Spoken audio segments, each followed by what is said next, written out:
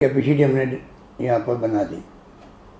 ICU bed तैयार कर लिए, वेंटिलेटर तैयार कर लिए, ऑक्सीजन के लिए जनरेशन प्लांट लगा दिए, हर ज़िले में जनरेशन की फैसिलिटीज पैदा कर दी। कहने का मतलब आधारभूत ढांचा पूरा तैयार किया। और आप सबके सहयोग से, पूरे प्रदेशवासियों के सहयोग से, उनके आशीर्वाद से, जितने धर्मगुरु थे, एनजीओ थे, एक्टिविस्ट थे, व्यापारी थे, अपने मजदूर संगठनों के लोग थे, कर्मचारी संगठनों के लोग थे, या चाहे राजनीतिक पार्टियों के कार्यकर्ता थे, सब ने मिलकर वो जंग लड़ी थी और हम लोग उसमें जीत गए थे। भीलवाड़ा मॉडल का भी और राजस्थान का भी पूरे देश में नहीं बल्कि देश के बाहर, दुनिया के मुल्कों के अंदर भी प्रचार हुआ कि राजस्थान में बहुत शानदार कोरोना का प्रबंधन हो रहा है। हम लोगों के लिए गर्व करने की बात थी। अचानक जो दूसरी लहर आई है, पिछले 1 महीने से पूरी तरह तबाही मचा दी। 15 अप्रैल की बात करें तो 250 केस आते थे प्रतिदिन। आज 6,500 केस प्रतिदिन आ रहे थे, कभी 7,000 आ रहे हैं। मृत्यु दर 0 हो गई थी। 15 मार्च को प्रतिदिन कोई मृत्यु हो नहीं रही थी उन दिनों के अंदर। आज 33 लोग मर गए हैं, कभी 30, कभी 32, कभी 33 के आंकड़े आ रहे प्रतिदिन के। ये कोरोना भी अलग तरह के मिजाज का है, ये बहुत ही खतरनाक है। ये दूसरी लहर विशेषज्ञ कहते हैं हमेशा बहुत खतरनाक होती है। इस लहर के अंदर एक तो बहुत फास्ट ये फैल रहा है, नंबर 1। नंबर 2, ये बच्चों में भी जा रहा है, युवाओं में भी जा रहा है। जो पहले खाली बुजुर्गों में जाते थे वो संक्रमित होते थे। और नंबर 3, ये कोरोना घातक रूप ले रहा है। इतनी मृत्यु दर तो पूरे साल भर में कभी भी नहीं हुई थी।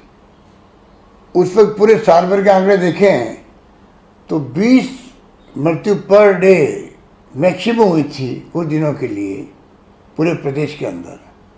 और अब कभी 25, कभी 35, कभी 33, मैंने कहा आपको।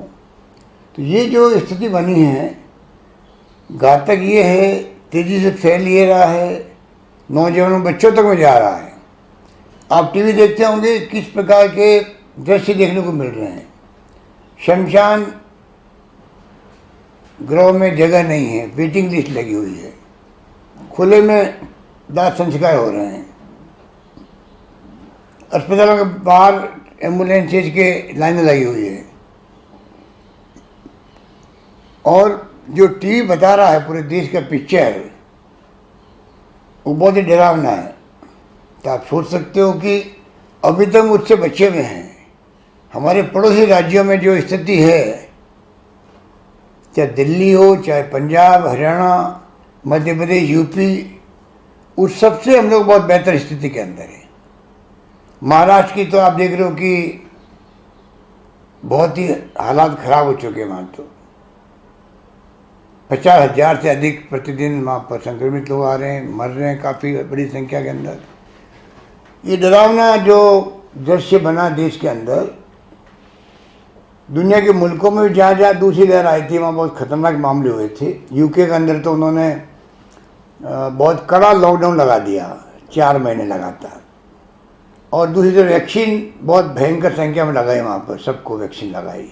अब जाके हालात वहाँ बिल्कुल काबू में आ गए हैं। नाम मात्र के मरीज आ रहे हैं और इक्का दुक्का मौत हो रही है।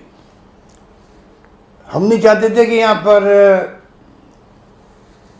वीकेंड का लॉकडाउन लगाएं या कर्फ्यू लगाएं, क्योंकि जब कोरोना चला जा रहा था तो लोग भी लापरवाह हो गए थे, मास्क लगा नहीं रहे थे, सोशल डिस्टेंसिंग हम कर नहीं रहे थे, हाथ धो नहीं रहे थे। शादी ब्याह में 500,000 तो मामूली बात थी, समझाने के बावजूद भी नहीं मान रहे थे। और आप देख रहे हो कि इलेक्शन के अंदर तो सारी हदें पार हो गई।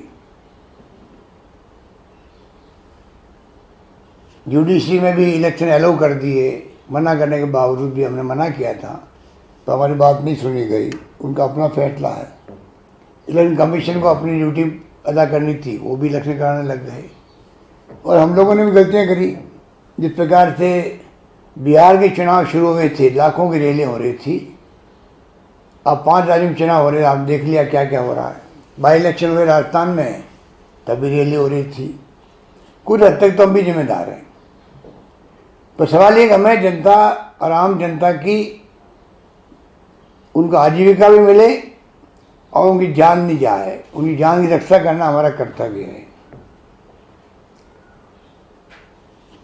जान है तो जहान है, तो जान की रक्षा करना हम सबका कर्तव्य है। और सरकार कोई कमी नहीं रख रही है, ना कमी रखेगी, ना पहले रखी थी। पहले भी हमने एनजीओ की सहायता से और प्रदेशवासियों के सहयोग से हमने कहा कोई भूखा नहीं सोना चाहिए, कोई भूखा नहीं सोएगा। मुझे खुशी है, कहते हुए गर्व है कि प्रदेशवासियों ने वही व्यवहार किया। आगे बढ़ बढ़ करके कच्चा खाना, पक्का खाना सबको खिलाया गया, पैकेट बांटे गए। विधायकगणों को हमने कहा, उन्होंने अपने फंड से पैकेट दिए परिवारों को। सरकार ने भी गेहूँ भी, दालें भी दी फ्री। और 35 लाख लोगों को मैंने बार बार उनके खाते के अंदर हम लोगों ने पहले 1000, फिर 1000 और फिर 1500 और फिर अभी मैंने हाल ही में 1000 रुपये और उनके खाते में हमने ट्रांसफ़र किए हैं। एक किस्त और हम देंगे उनको। परंतु फिर भी आजीविका की जो चुनौती हमारे सामने है वो सब जानते हैं। तो हमें ये देखना पड़ेगा किस प्रकार आजीविका चलती रहे, उनको तकलीफ नहीं हो। क्योंकि तकलीफ उसको होती है जो सुबह शाम कमा के खाता है। बाकी लोग तो फिर भी बर्दाश्त कर सकते हैं, खर्चे कम कर सकते हैं, कुछ भी कर सकते हैं इस संकट की घड़ी के अंदर। सहयोग सबने किया है, पर गरीब आदमी की स्थिति बहुत खराब होती है। हमारा पूरा ध्यान प्रदेशवासियों की समस्याओं पर है। आप निश्चिंत रहें, पूरी तैयारी हमारी अब भी है।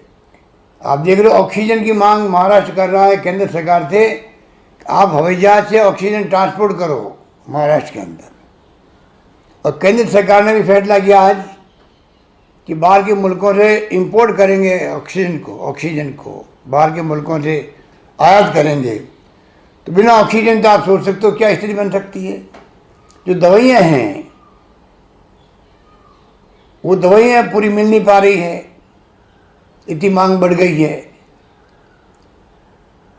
और दवाइयों के साथ में जो हालात बने हैं, तो दवाई हो चाहे ऑक्सीजन हो, कितनी हम बढ़ा दें संख्या, उसके बाद में अगर संख्या बढ़ती जाएगी मरीजों की, तो एक तरफ तो कैजुअलिटी ज़्यादा होगी, लोग तकलीफ पाएंगे। क्योंकि पोस्ट कोविड भी स्थिति अच्छी नहीं रहती है। कोविड ठीक होने के बाद में भी काफ़ी महीनों तक तकलीफ रहती है व्यक्ति को, सांस लेने में के अंदर भी, चलने के अंदर भी कई तरह की प्रॉब्लम रहती है। तो ये कोरोना हो ही क्यों, बचावी उपाय है, ये दिमाग में रखें हम सब लोग। और किसी विशेषज्ञ ने कहा है कि कोरोना की लड़ाई जो है, महामारी की लड़ाई अस्पतालों में नहीं लड़ी जाती है, ये मैदान में लड़ी जाती है। उसके मायने हैं मैदान में, घरों में हम सब जो है किस प्रकार से जो प्रोटोकॉल है कोरोना का बचाव का, किस प्रकार से हम लोग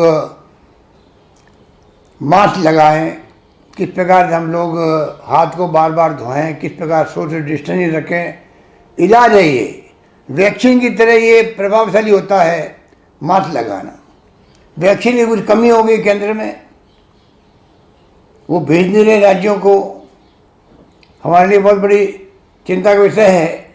हम संपर्क में हैं केंद्र सरकार के, उम्मीद करते हैं कि वैक्सीन आती जाएगी, हम लगाते रहेंगे। वैक्सीन लगने के बाद में कम से कम जिंदगी जाने का खतरा खत्म हो जाता है। हर व्यक्ति को वैक्सीन लगानी है। मैंने भी पहली डोज, दूसरी डोज लगा ली है, आप सबको लगानी है। सरकार पूरी व्यवस्था करने में लगी हुई है, चाहे वो इलाज हो, चाहे वो वैक्सीन हो, चाहे सोशल सिक्योरिटी के माध्यम से हम क्या कर सकते हैं, कैसे हम लोग सब मिलकर के मैं तो आह्वान करना चाहूँगा प्रदेशवासियों को, सभी तबकों को, सभी वर्गों को, सभी संगठनों को। पिछली बार 12 महीने 11 महीने आप लोगों ने जो साथ दिया, जिस रूप में एक दूसरे के काम आए, आप लोग इमदाद करी, उसके कारण से राजस्थान कामयाब हुआ कोरोना की जंग को जीतने के अंदर। अब भी जंग जीतेंगे हम लोग, मुझे पूरा यकीन है। आप सब कॉन्फिडेंस बना रहे, हौसला बुलंद रखें, सरकार आपके साथ खड़ी मिलेगी। सारी व्यवस्था हमने करी है, आने वाले वक्त में और हम करेंगे। पूरी तरह हम लोग लगातार गांव के सरपंच पंच तक संपर्क में रहना चाहते हैं। प्रदेशवासियों के तमाम संगठनों से मैंने बातचीत करी है, धर्मगुरुओं से बात करी है, जिससे बात करी है सब लोगों ने विश्वास दिलाया कि हमें जो माहौल बन गया है, हालात हो गए हैं, उसके अगर हमें सख्त कार्रवाई करनी पड़ेगी, उसके बगैर काम नहीं चलेगा। मैं आपसे अपील करूंगा अंत में कि कृपा करके आप जो फैसले किए सरकार ने, उसको इम्प्लीमेंट करने में आप सहयोग करें। ये नौबत नहीं है कि पुलिस को सख्ती करनी पड़े, क्योंकि हमें जान बचानी लोगों की, और जान बचाने में सख्ती करनी पड़ेगी, वो भी करेंगे, तब जाकर के हम लोग इसको काबू में कर पाएंगे। बड़ा महामारी है, फैलते हुए वक्त नहीं लगता है। 1 अप्रैल 15 अप्रैल के आगे देखेंगे तो आप देखोगे हो क्या गया 15 दिन के अंदर। 30-35 लोग मरना प्रतिदिन, कभी सुना ही नहीं था हमारे राजस्थान के अंदर, वो स्थिति बन गई है। यही बात कहता मैं आपको, मैं विश्वास रखता हूँ कि आप लोग कमी नहीं रखेंगे पूरा सहयोग करने में।